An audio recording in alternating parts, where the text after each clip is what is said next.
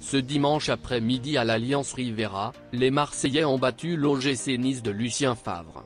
Porté notamment par les 2 premiers buts de l'attaquant chilien Alexis Sanchez sous ses nouvelles couleurs et un but du latéral gauche portugais Nuno Tavares à la 37e minute, l'Olympique de Marseille s'est imposé 3-0.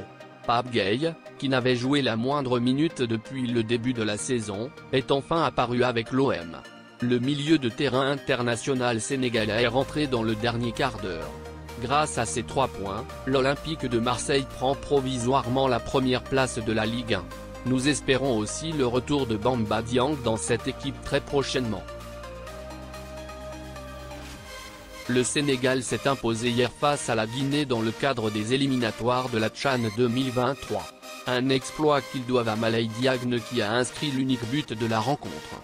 Interrogé sur son but après le match, le joueur sénégalais a affirmé « Je suis content d'avoir marqué ce but libérateur. Nous allons continuer à travailler. J'ai confiance en mes capacités.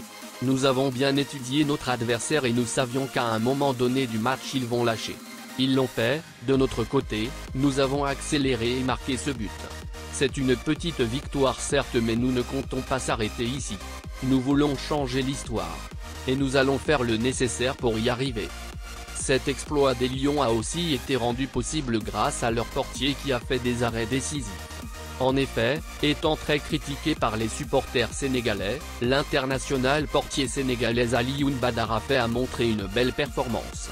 Le portier de Casa Sport assure que cela le renforce, j'espère qu'ils vont continuer à me critiquer. C'est une bonne chose pour moi, ça me forge. J'ai envie de me surpasser, de devenir meilleur. Ils veulent que je sois meilleure raison pour laquelle ils me critiquent. Donc je vais m'améliorer davantage. Je suis un apprenant et j'apprends tous les jours a-t-il déclaré au micro. Alors que le Sénégal se déplace au Mali, samedi prochain, pour défier la même équipe guinéenne dans le cadre de la manche retour, le portier sénégalais estime que l'envie sera la même. Nous avons gagné la manche aller à domicile, c'est déjà bien mais le travail n'est pas fini. Notre objectif est de décrocher le ticket pour le prochain CHAN, c'est important pour le football sénégalais et pour nous aussi.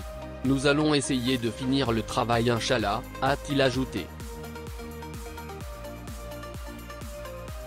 Le Rayo Vallecano s'est incliné au stade de Vallecas devant Mallorca sur un score de 2-0, dans le cadre de la 3e journée de Liga ce samedi 27 août. En effet, ils ont encaissé le premier but de la rencontre à la 13e minute après une erreur de lecture de la part de Pathé Ciss.